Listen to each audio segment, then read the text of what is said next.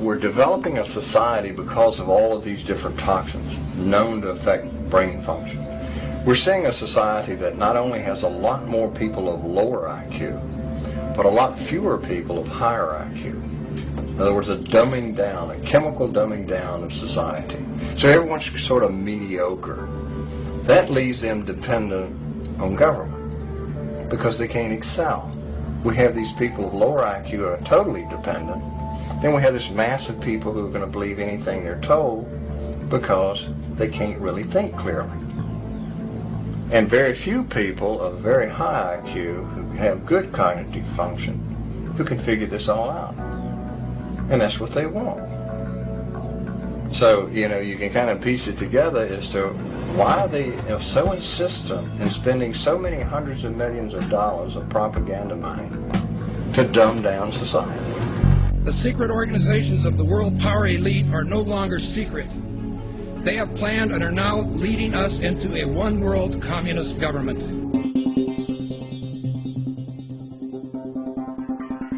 It's no longer a theory.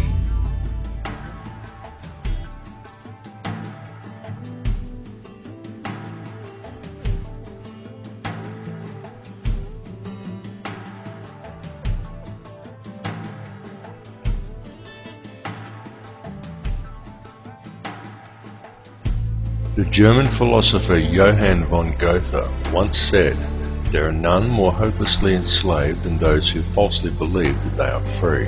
But few who hear the words ever realize that they are the ones to whom Goethe was referring. For the reality is that every person in the civilized world is enslaved from childhood. They are enslaved in a prison without walls or bars, and so few ever realize it, but all are enslaved nonetheless. And what the people of the world are enslaved to is a system of perpetual self-generating debt that is created for them wholly by design by private international banking interests. And the people are taught from an early age to just accept this debt because this is just the way things are. But the reality is that this is not just the way things are, but more the way things have been designed. And all one has to do is to glance around them at the state of the world today to realize that though this is the way things currently are, it is most definitely not the way things should be.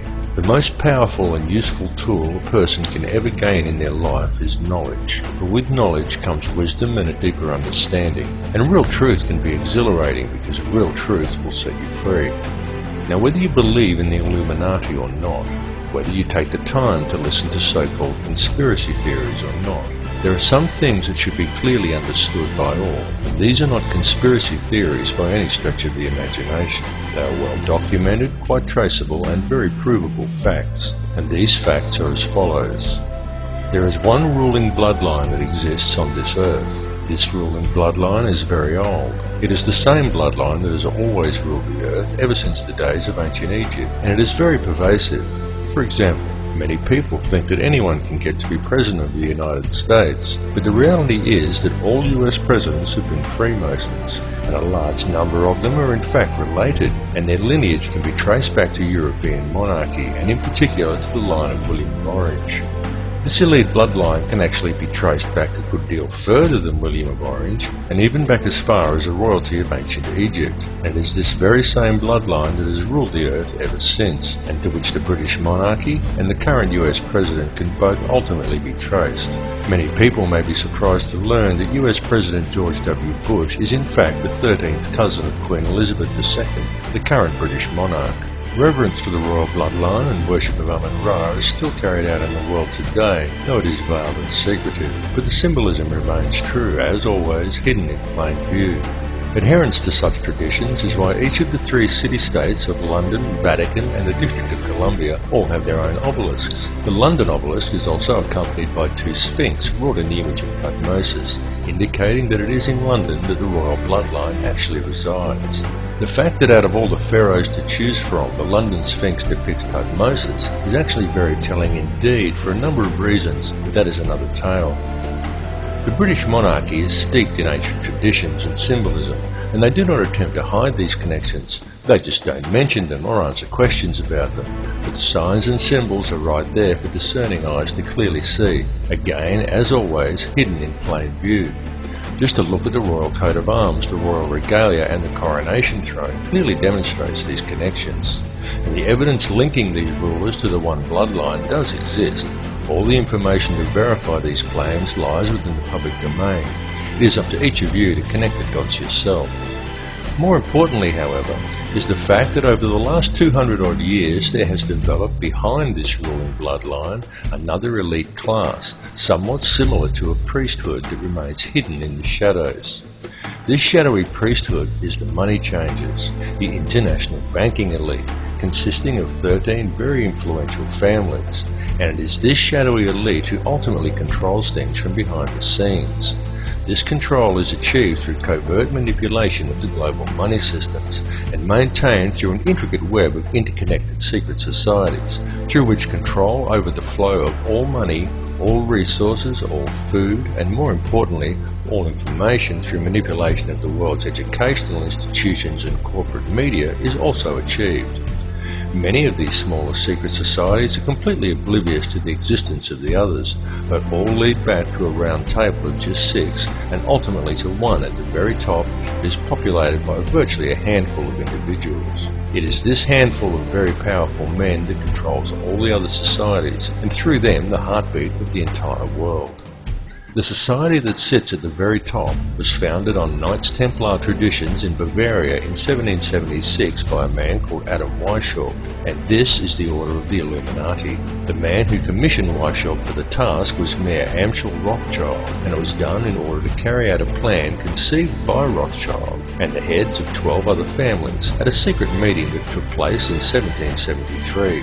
These families included the Warburgs, the Schiffs, and the Oppenheimers. The Illuminati has since become the most powerful society in the world, and in the last 230 years it has been instrumental in helping the Rothschild family accumulate over 1/2 of the world's total wealth, at the cost of quite literally millions of innocent lives. The hoarded wealth of this one family alone could comfortably feed, clothe, and house every man, every woman, and every child on Earth. And this is just one of the 13 Illuminati families. The goal of the Illuminati has always been a simple one, and that is to achieve, by whatever means possible, total ownership and control over no less than every resource, every government, every rock, every drop of water, every blade of grass, and every living creature, both human and non-human, in the entire world. And since its inception, for over 230 years, the Order of the Illuminati has been tirelessly, relentlessly, and unfalteringly steering its members towards the achievement of that one ultimate goal. Through secrecy, they have so far been extremely successful in their endeavours. In fact, so much so that we are right now living in the time when they intend to see this long-spanned work come to fruition. The situation we are witnessing in the world right now is in fact the final endgame of the Illuminati. This is their big grab for ultimate power and mass depopulation. Some people claim that the Illuminati is a myth, and what is really to blame are organisations such as Zionism, but I assure you that this is not the case. It goes far deeper than Zionism, and such people have simply limited the scope of their vision. They have locked onto an answer that supports their beliefs and have refused to delve any deeper. They are not seeing the bigger picture. Greek philosopher Socrates once said that true wisdom is knowing how little we actually know, and he was absolutely correct. And this is why it is important to keep an open mind and allow your beliefs to be flexible enough to change as new knowledge is acquired. And it is important to listen to all the information and not to just that which reinforces your beliefs, because this conspiracy goes very deep, and Zionism and the Jewish influence over the money system is merely one layer of it. It goes still deeper even than the Illuminati. Those who we know as the Illuminati are merely the shadowy controllers.